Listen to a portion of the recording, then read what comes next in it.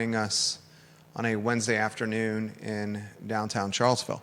Just enjoyed a tour of some downtown real estate this morning.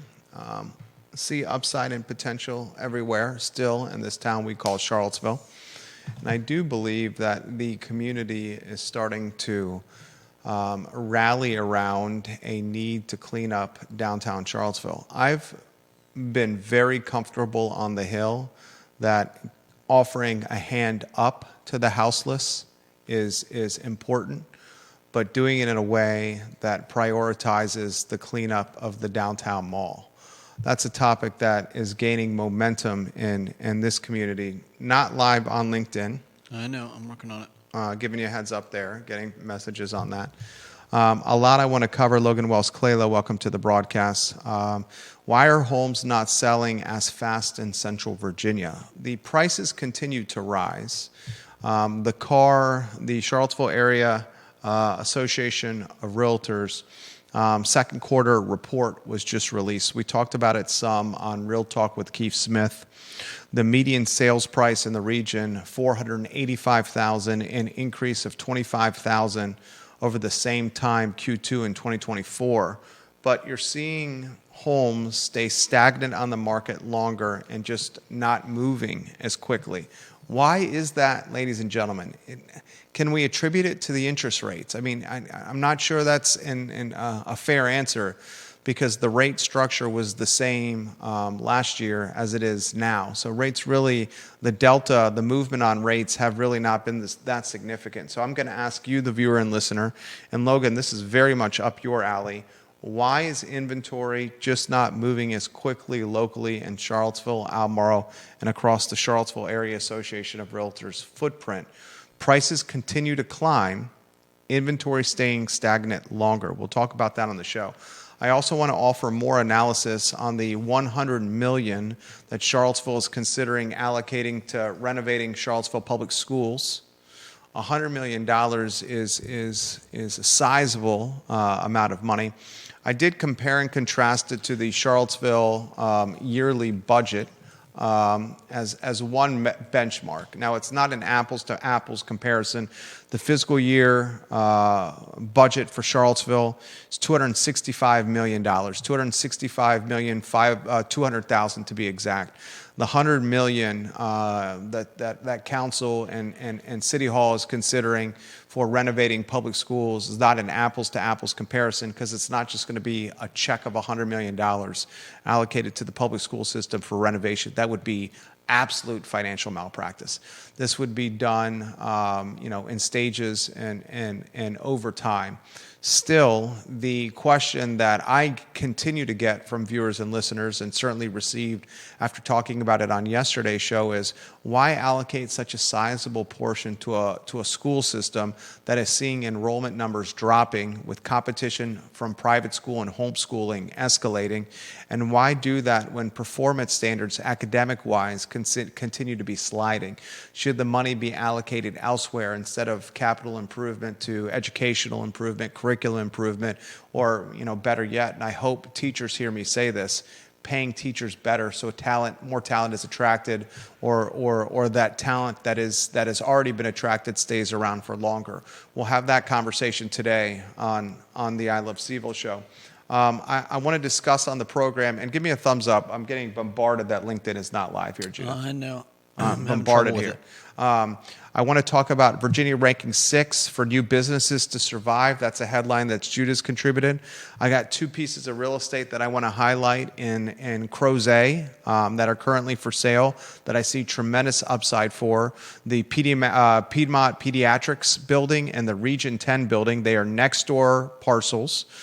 They share a parking lot. The asking price is $1,575,000. This is an opportunity for an entrepreneur or an investor to literally own a piece of the heart of downtown Crozet.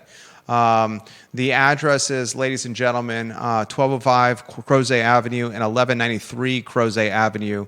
The upside is significant here. Parking on site. Opportunity to do things with these buildings, and we're going to talk about some of that opportunity on today's show. I want to also highlight the opportunity we discussed on yesterday's program. The Guadalajara on Fontaine Avenue is for sale. The Guadalajara closed months ago. Front of the program, Johnny Ornalis, that was his restaurant. You can purchase the Guadalajara on Fontaine Avenue. It has an asking price of $1,400,000. Again, Atlas Coffee is included in that sale. What is the best use for that Guadalajara right now? If you were thinking about making this purchase, $1,400,000 to buy the Guadalajara on Fontaine Avenue, the Atlas is included. I would think you'd probably keep Atlas in its lease and hope Atlas continues to extend because there's not a lot of use for that building. Probably the best use for that building is, I hate to say this, maybe being knocked down and allocated to parking or some kind of extension to the Guadalajara building. But if you were considering a $1,400,000 acquisition, that's the asking price of the Guadalajara on Fontaine and Atlas Coffee next door, what would be the ideal tenant that you would have for that location? That's a topic I want to talk about on today's show. If you're not going to get it live at this point, don't worry about it anymore.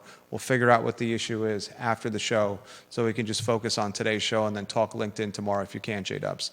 I also want to discuss or remind you, the viewer and listener on this show, that Scott Smith and Fred Missel, who are running for Albemarle County Board of Supervisors in the Samuel Miller District. It's a contested election in the Samuel Miller District. They are scheduled for Friday, 10:15 a.m. on Real Talk, a debate.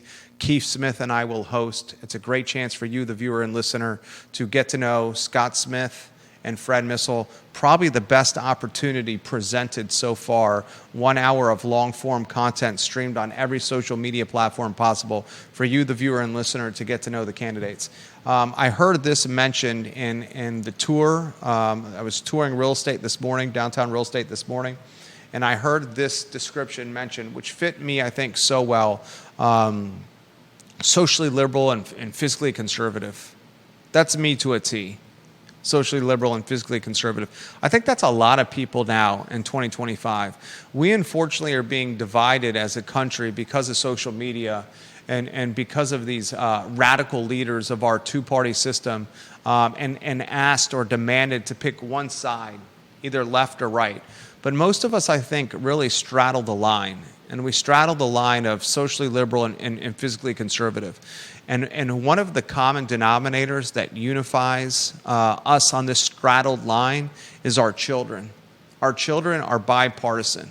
We are unified on this straddled line because we want our kids, which in a lot of ways are our hearts walking outside of our body, to have better lives than we did as kids or as parents.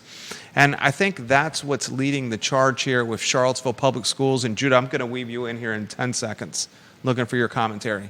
With Charlottesville Public Schools, with this $100 million spend to renovate buildings within this public school system in the city. It's a bipartisan issue. It's an issue that is thought about and welcomed and considered by all parties. But does what's best for our kids justify financial malpractice? That's a tough question to have. But that's the question, that's the debate, that's what City Council has to consider. And from my standpoint, $100 million for a school system that is performing poorly from an SOL standpoint, $100 million from a school system that in recent months and years past has performed poorly from a safety standpoint, so much so that school resource officers are back in the hallways and metal detectors are now present at the front of schools and at athletic events. Perhaps there's other priorities than natural light. Perhaps there's other priorities than breezeways and building structure, and more focus should be placed on the X's and O's of learning. I want to talk about that on today's show. I want to highlight Sir Speedy of Central Virginia. Conan Owen is the owner of Sir Speedy of Central Virginia. It's locally owned and operated. He's a Darden School graduate, Conan Owen, the owner of Sir Speedy of Central Virginia. If you have a logo and you want to scale the visibility of that logo with signage, with window decals, with stickers, with direct mail, with pamphlets, with folders, with trifolds, The step and repeat banner behind me is from Sir Speedy of Central Virginia.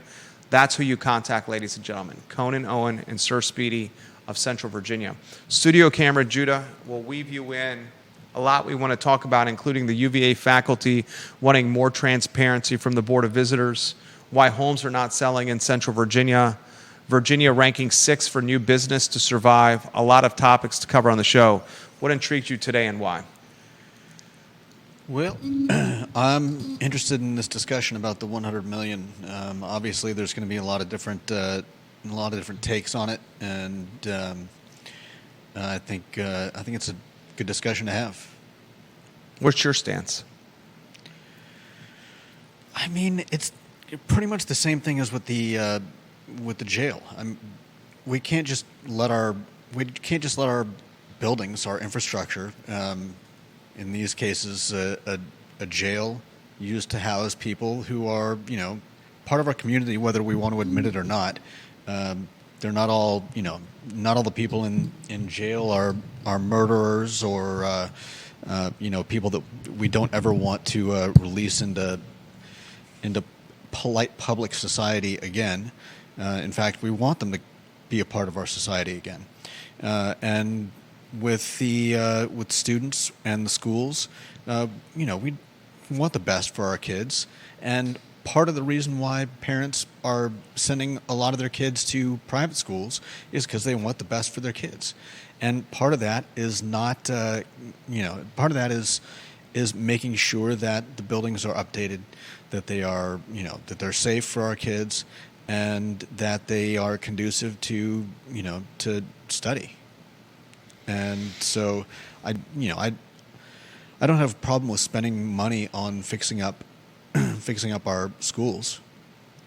It's just a matter of, like all things that happen with government, we want to make sure that the money is being well spent and not just in designing a school with a lot of light. And I don't have a problem either with making sure that the school in the future will have plenty of light for the kids, but let's not make that the first problem that we solve. Eventually, City Hall and elected officials have to ask themselves this question. If we continue to spend on schools or jails, if we continue to spend on tourism campaigns that yield questionable results, if we continue to spend on Salvation Army shelters, if we continue to spend on affordable housing, and we continue to spend on bicycle and pedestrian safety, all these things are important. But what they're doing is it's just raising the tax base for all of us. Albemarle County, there's a good article today in the CVille Weekly by Sean Tubbs. The headline is Albemarle's new economic development plan to get a vote in mid-August. And currently, Albemarle County, this is an item in the article here, currently, B. Lepisto currently said in the article about 12% of Albemarle's local tax revenue comes from business-related taxes. The goal for Albemarle County is to get that 12% up to 17%. And B. Lepisto currently says if we can up the tax revenue that comes from businesses, that will reduce the burden on homeowners right now. Weldon Cooper, the Weldon Cooper Center, they're fantastic. Their data suggests that the population of Albemarle County is going to increase to 152,770 by 2050. Okay? Let's Google a basic Albemarle County population, ladies and gentlemen. The Albemarle County population as of 2024, write these numbers down if you could. 2024, 117,313. 117,313 as of 2024. So 26 years from that 117,000 number, Weldon Cooper suggests the population is going to be 152,770. So 152,770 minus the 2024 population of 117,313. That's a delta of 35,457. Out of curiosity, where are 35,457 people going to live in Albemarle County? Just out of curiosity. Yeah. Does anyone have that answer? I don't think anyone has that answer. Of course not. Another item, we're talking 35,000 additional people, 35,457 additional people in Albemarle County by the year 2050, according to Weldon Cooper. The same Weldon Cooper suggests that public school population is going to decrease over that same period of time. Wow. So think about this. You're going to see a 35,000 plus increase in population in Albemarle County over the next 26 years, while the population of the school system of Albemarle County is going to decrease. That suggests the following. Folks moving to the area are going to prioritize private schools more. The folks currently living in the area are going to prioritize private school more. The folks moving to the area are empty nesters that can afford Albemarle County because they're selling a home elsewhere and then using those net proceeds to buy a home here. Yeah. But the data suggests that an increase of 35,000 people while public school enrollment drops. That has to be something that's considered with how you're going to spend taxpayer money. Is that just not good finance? If you're Charlottesville and you have a yearly budget, the city of Charlottesville, and your yearly budget is $265,200,000 with fiscal year 2026, which is July 1, 2025 to June 30, 2026. That's the fiscal year. And your budget's $265 million plus. Do you not consider with your limited resources with your budget trends like drop in enrollment? Do you not consider with your budget perhaps the money's best spent elsewhere? And I want to open up that to discussion for the viewers and listeners. William McChesney, welcome to the broadcast. Print, radio, television, again watching the show. And we appreciate our friends at Print, Radio, and Television watching the program. You jump in. I got comments already coming in from the viewers and listeners. So we've got to spend some amount of money anyways, right? We can't just leave these schools to rot and deteriorate. Does the number of students in the school matter in terms of what happens to the school? Do you spend less just because there aren't going to be as many students? This comes from Southwestern Virginia and Travis Hackworth, his photo on screen. Travis has done a great job contributing to the broadcast of late. I would say, Travis, your ideology, socially liberal and fiscally conservative? Is that you, Travis Hackworth? He says, the better question would be, if your data suggests a declining population, would it not be better to combine schools where possible in a new facility versus rehabbing old problems that will just be older problems down the road? How much of that is being considered? It's a great comment from Travis Hackworth. Do we have another school in the area that could be used that way? Great question. Should the money be spent instead on building a new facility where you can have some kind of combined synergy like that?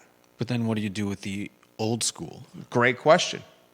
If you don't need the old schools, could you sell the real estate for development, for housing affordability, because they're owned by the city? Could you work with the developer in a private-public partnership in some capacity?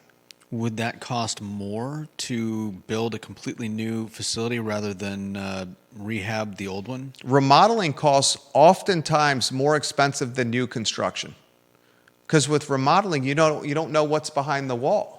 Once you start taking, anyone that's done a home remodeling project at their house, that's just a microcosm, a small microcosm, but a microcosm. You start taking drywall down, or you start moving walls, doing stuff to flooring, moving kitchen islands, cabinetry work, stuff like that. Next thing you know, you see something behind the wall. Next thing you have to move an outlet. Next thing you have to move, put a beam up. Next thing you know, you don't have the flooring in place that's correct. You got to fix wiring that was improperly done. Right. A lot of times the remodeling more expensive per square foot than the new construction itself. Travis Hackworth, old schools here have become affordable housing in Danville for the elderly and limited income and workforce housing in Danville. Could that be a possibility in Charlottesville? It's a great question. Nice. It's a great question. Deep Throat, number 1 in the family. His photo's on screen.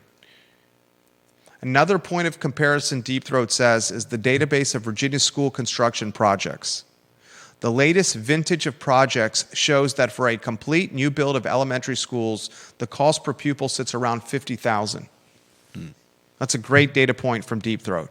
The latest vintage of projects shows that for a complete new build of elementary schools, the cost per pupil sits around $50,000. With CVille City Schools, $100 million spread over the student population, excluding middle school, which is a separate project, is about $35,000 per student just for renovation. That seems extremely costly. Deep Throat's words. Jim Hingley, I'm going to get to your comment here in a matter of moments. Deep Throat also says, where will 35,000 people live in Albemarle County? Well, they could live in the 11,000 units of approved and unbuilt housing that the development dashboard shows to start. He also says, I think if the lower school enrollment is more, about population growth coming in, older age groups than a move to private schools, although that's a factor too. The influx of people are empty nesters and wealthy. Yeah. Empty nesters don't have the kids. And the wealthy may consider the private school. Yeah. Let's go to Jim Hingley. Love when he watches the program and offers commentary. He says, 100 million capital budget for school improvements. Let's see if voters would agree to a 1% local sales tax increase for school construction renovation. Governor Youngkin refuses to give Charlottesville a choice. Spanberger might let voters decide. I will say this, and Mr. Hingley knows this as well as I do. If Charlottesville, is that a referendum, Jim? A general vote by the electorate on a single political question that has been referred to them for a direct decision? If Charlottesville has an opportunity to vote, a referendum, on a 1% local sales tax increase, with the entire 1% allocated to capital improvement for schools, I will tell you, this community, the city of Charlottesville, and I will bet you 5 bottles of top shelf whiskey against your 1 bottle of top shelf whiskey, that 1% vote will overwhelmingly pass with voters in Charlottesville. Because kids are bipartisan. Yeah. Thank you, Jim. Yes, a referendum, he says.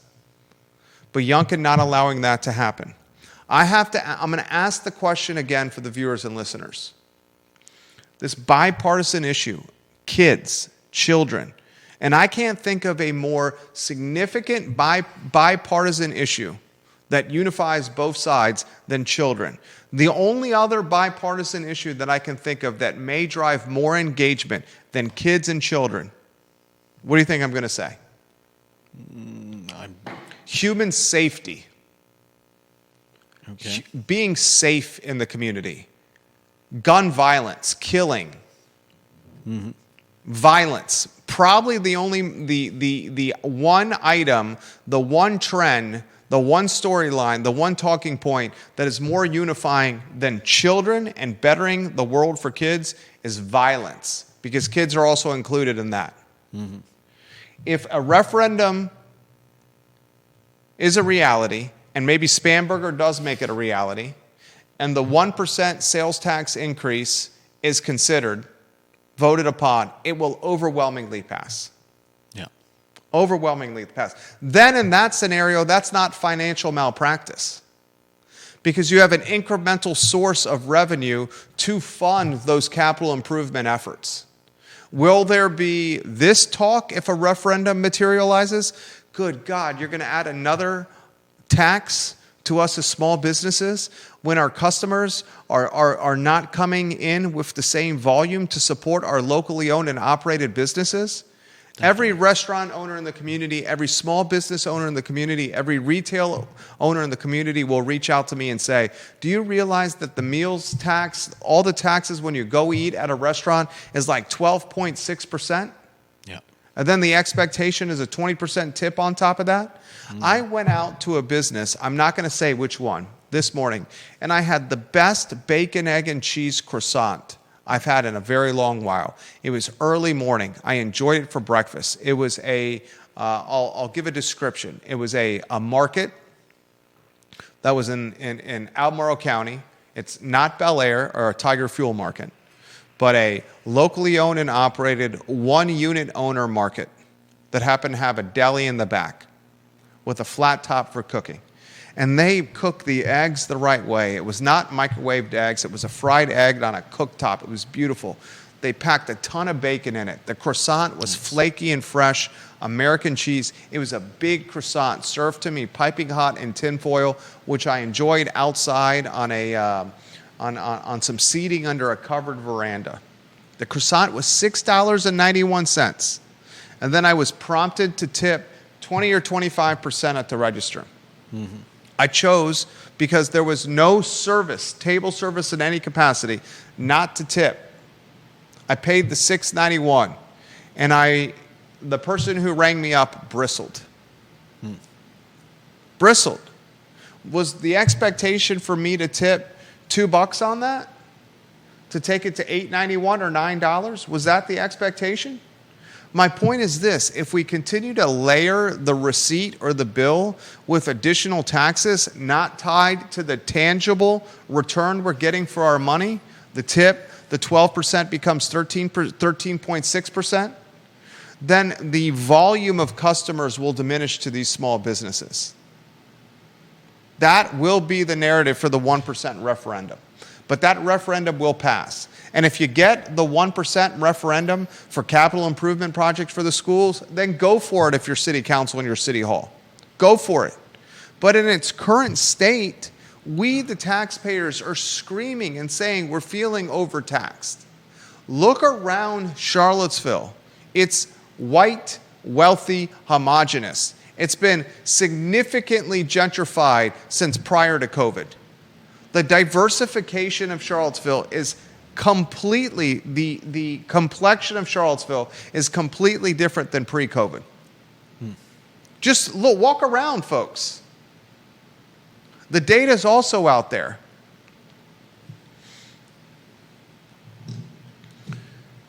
William McChesney, I don't see Charlottesville governance allowing a referendum. Someone tell me of a referendum since revenue sharing in the city of Charlottesville. So William McChesney is asking Jim Hingley a question. William McChesney, the mayor of McIntyre Road, is asking Mr. Jim Hingley this question. I don't see Charlottesville governance allowing a referendum. Someone tell me of a referendum since revenue sharing in the city of Charlottesville, Mr. Hingley. That's from Bill McChesney. Jason Noble's photo on screen. One of the problems is that both sides have differing views on what is good for kids, and even if we do agree, we disagree on how to get there. I don't think it's a bipartisan issue. Jason Noble pushes back on me. I respect that. He doesn't think the kids are a bipartisan issue. You buy that? I think it's a little of both. I think you're right. In most cases, if it's a broader question, then yes, both sides will agree. Take care of the kids.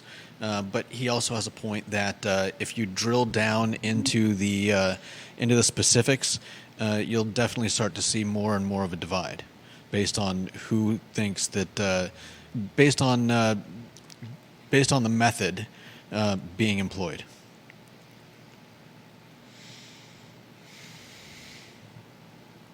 I think you're going to find a lot of people leaning to the left will be, they'll be fine with another tax, at least on paper, whereas a lot of people that lean to the right will say,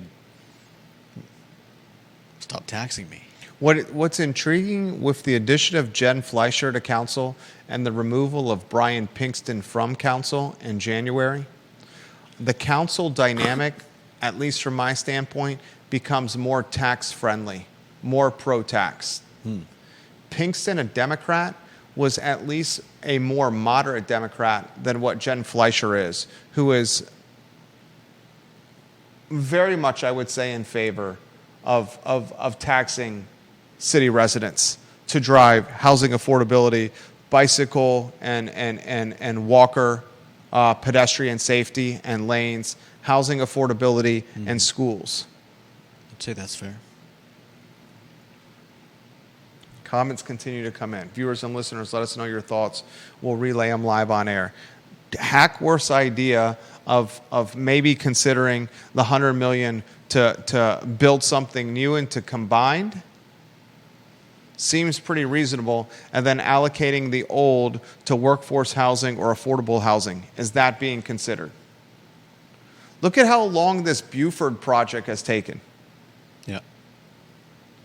The Buford project's been talked about for how long? Has someone had the frank conversation with council about the population diminishing in schools? Why is that not being talked about with the counselors or in any of the reporting or any of the question asking? Intriguing topic. Viewers and listeners, let us know your thoughts. We'll put them in the feed. Judah, next topic or a topic we haven't covered, please let us know. UVA faculty still want more transparency from BOV. Set the stage for us if you could. Well, they are, I think, a little bit, I think by and large, the reaction to Mahoney being made the interim president of UVA is good. I had a conversation this morning with a former elected official of the Richmond, Virginia variety and a heavy hitter at the University of Virginia, a person of tremendous influence. And the conversation, we were in agreement that Paul Mahoney was a fantastic interim selection because he was, and these were the words utilized, vanilla and neutral. Yeah. Vanilla and neutral. He's going to appeal to faculty because he's been there for, 30-some years. Mm-hmm. While he's contributed to Republicans in the past, it hasn't been an outlandish capacity or, better described, vocal, visible capacity. Yeah, I've heard mention of his political affiliation as well. As you mentioned, with the fact that that he's not a he's a behind the scenes guy. He's not a nutcase. He's not a MAGA supporter. He's I've heard people. He's vanilla and neutral. Toss out a few different names as as contrasts or likened him, but yeah, he's vanilla and neutral. This man is vanilla and neutral as an interim president. He's not going to lightning rod anything. Yeah, he's not going to invite Trump to the campus or to grounds, and he's most likely going to be in this position for a long. This guy's probably going to be the president of the university, the interim president of the university, into 2026. He's probably going to be the president of the University of Virginia until Spanberger has control of her board. You're looking at a guy that's 12, 13, 14 months, maybe longer president. Yeah. Does he get the opportunity to continue to shed the interim label? Perhaps. I still think the rumor of Jim Ryan lingering and hanging in the shadows for a potential reappointment is something to consider, a la Terry Sullivan. The conversation that came up this morning is another conversation that you and I were having on the show. Glenn Youngkin has set a precedent for nuclear bombing boards with the firing of Burt Ellis. Mm-hmm. Youngkin set a playbook of what you can do to fire a board member. Has it ever, Mr. Hensley, has it ever been done before? Did we ever get to the bottom of that question, what Youngkin did with Burt Ellis? Has any sitting governor, active governor, fired a board member that he or she appointed? I don't think that's ever happened. And when is the last time a sitting active governor fired a board member at all? Yeah. And the law says, I learned this from an attorney, former Richmond elected official, The law says that the governor, he or she can do this on their own accord without justification outside of they wanted to do it. It's their appointee. It's not even if it's their appointee. Really? Yeah. It doesn't have to be their appointee for them to fire a board member. They could choose to do it with or without it being their appointee. Learn that today. Wow. That should be changed. We may be seeing a lot of that soon. It's happening everywhere. It's not just UVA. It's happening everywhere. So does that mean whoever we vote is now going to have the ability to nuclear bomb the board at their nilly-willy? Jim says, Hingley, I don't know about previous BOV firings, if any. Neither do I. Yeah. That's a question right up John Blair's alley.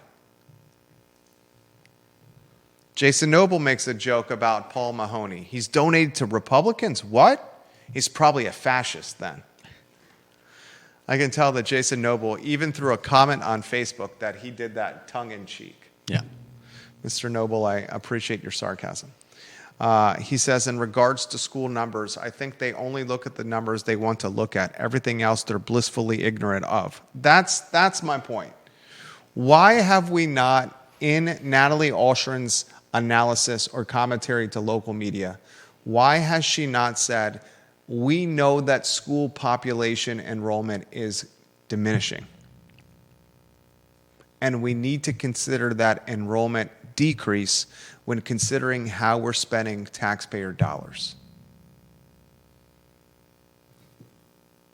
Instead, the commentary from Natalie Alshren is this: we want to do what's best for kids.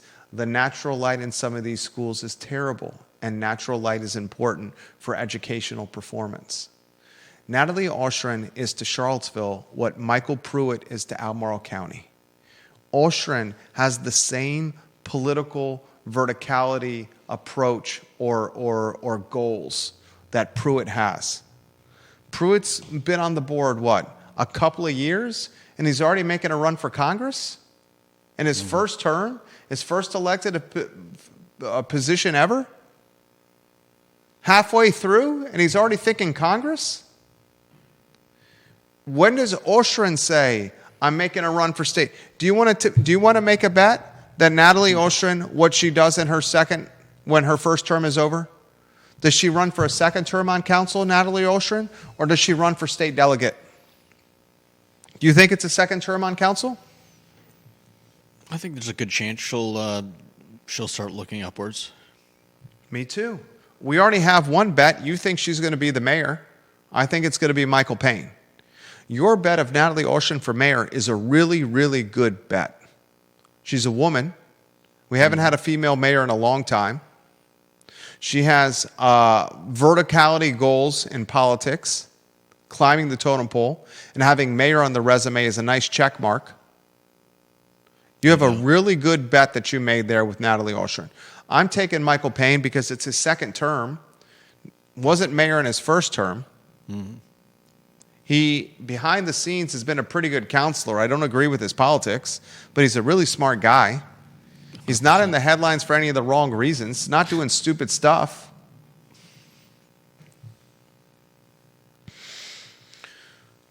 Faculty want more transparency from the board. There was a time when faculty asked for transparency, asking for transparency from the UVA Board of Visitors. The Board of Visitors would say, in not so many words, F you, no.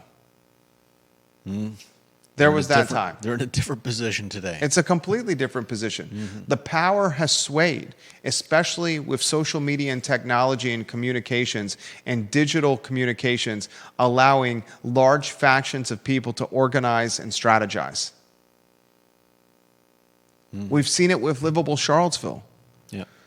I am the opposite of livable Charlottesville in so many ways.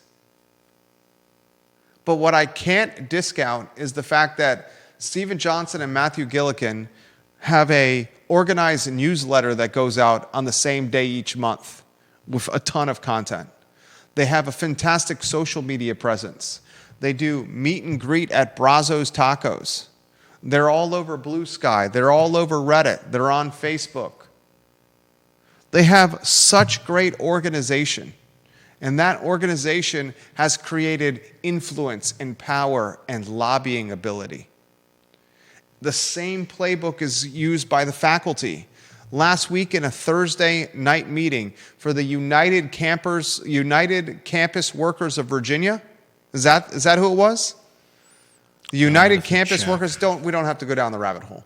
They met on a Zoom call. All the campus workers in the Commonwealth, not all of them, but a lot of them met on a Zoom call on Thursday night. And in this call, on a microphone in front of a camera with people watching in a public meeting, they're openly talking about breaking the law. Yeah.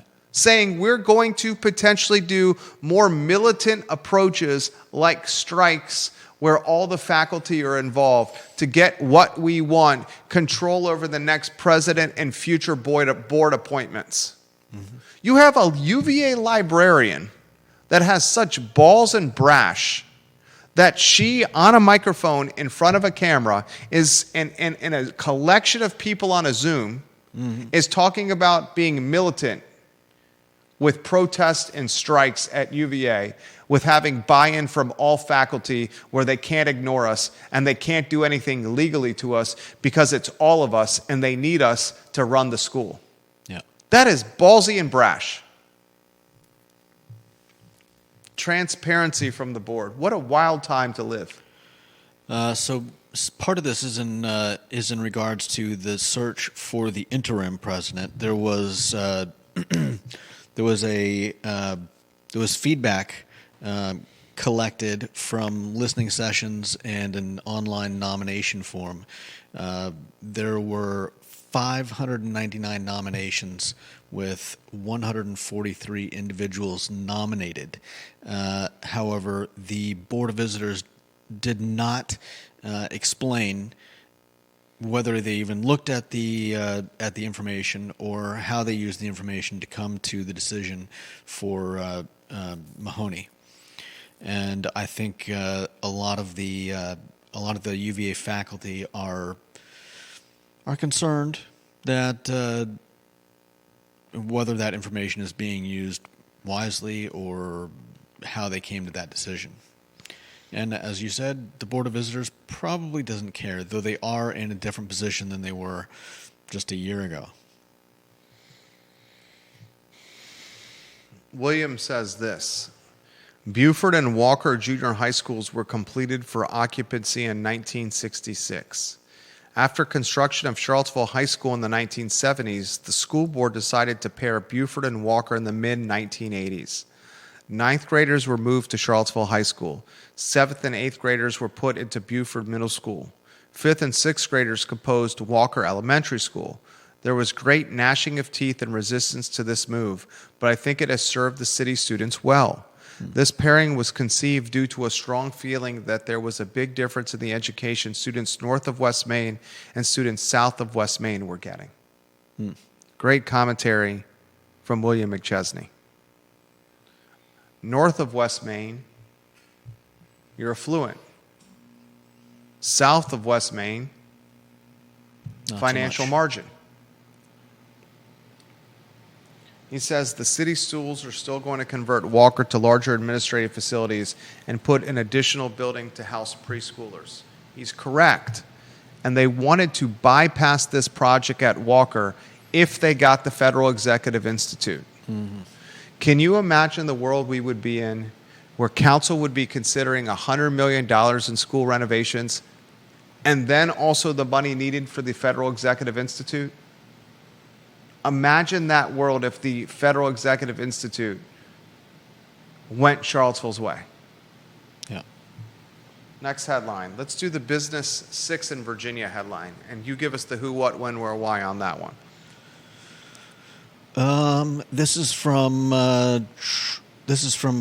Fox, and there is a ranking of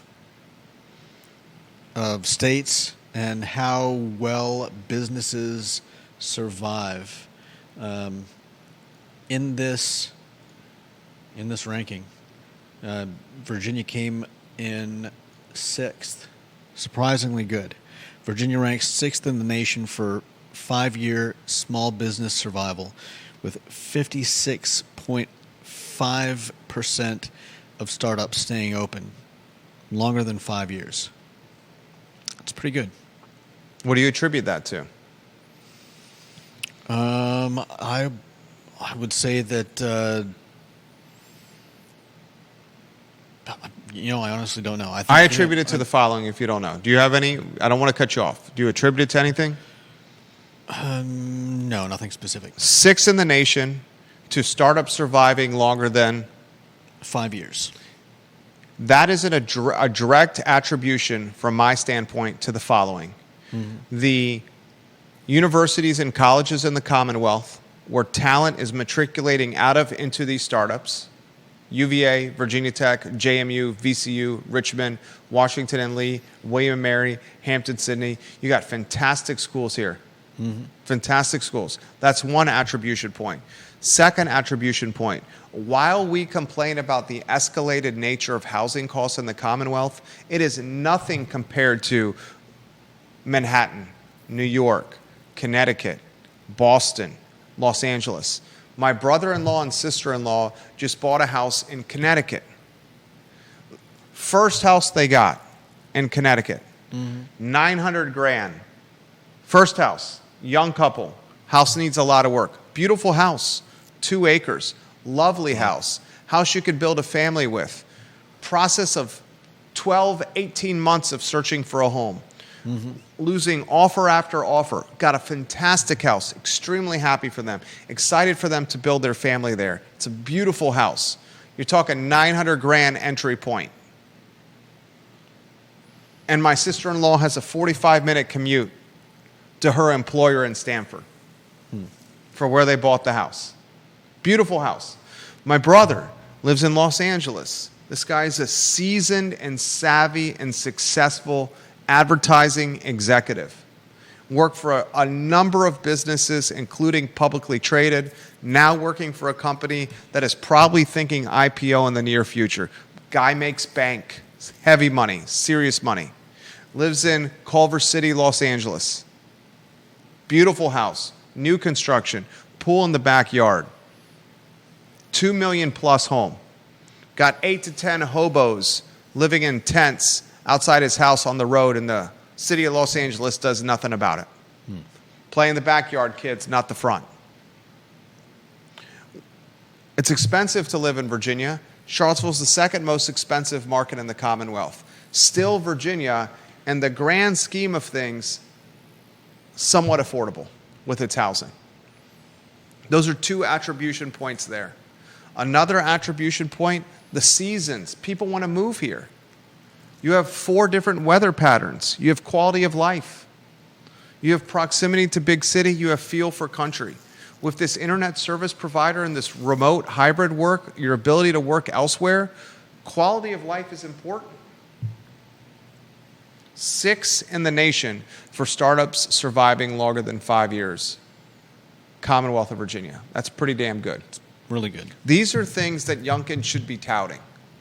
Youngkin's tenure in office is going to be remembered, unfortunately, for the debacle at UVA. Unfortunately, it's going to be remembered for DEI collateral damage, the collateral damage tied to John Reed. Yeah. And it's not going to be remembered for the success he's had as a governor with leading the Commonwealth from a business visionary standpoint. What are we going to grade Youngkin now that his time is up? How do you grade him? How do I grade him? Oh, man. You don't think much of the guy. I don't think much of him. I think he's done a decent job for the most part, but I feel like he's made some serious missteps. I personally don't like the hypocrisy of executive orders.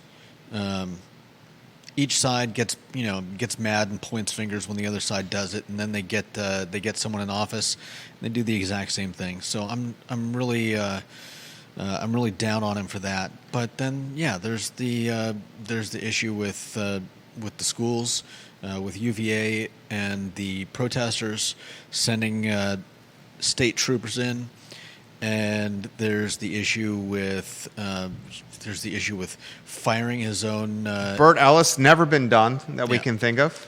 and then trying to replace him with someone even more Right-winged, radical. I was just going to say, what's the word? More polarizing, and failing in it. Not only that, but the 7 other people that he appointed at other schools, all getting knocked down. I can't imagine that they were. I can't imagine. I hope it wasn't just that the Democrats wanted to screw him over, because that itself sets a very bad precedent. But if his choices were subpar and the Democrats called him on it, I mean, either way, it's not a good look. Not a good look. And now he's got a few months left. August, September, October, November, December. Less than 5 months left. What are we going to hear? What are we going to hear from the governor's office in the next 5 months? I don't know. There you go. Next headline. What do you got? Let's see. Crozet's Region 10 and Piedmont Pediatrics. I'm going to spend about 90 seconds on this. The address is this is in downtown Crozet. It's 1205 Crozet Avenue and 1193 Crozet Avenue. The asking price is $1,575,000. It's 2 office buildings with a shared parking lot. It's in the heart of downtown Crozet. You got restaurant potential, retail potential, medical office potential, mixed-use concept potential.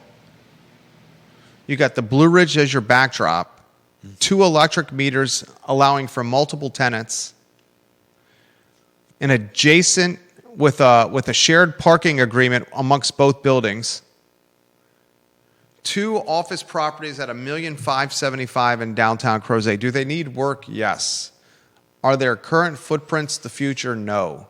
Can you utilize the current footprints as you figure out what the future is for these 2 offices? Yes. Can you generate revenue as you navigate the red tape and difficulty of Albemarle County planning and development? Yes. The reality is, for $1,575,000 asking, you can dictate and shape the future of downtown Crozet. And I'm extremely bullish on downtown Crozet's future. Let me know if interested. 2 office properties at $1,575,000 in downtown Crozet. DMs and texts are open. I want to save the Guadalajara story for tomorrow. What is the best use for Guadalajara Fontaine? Think about that tonight.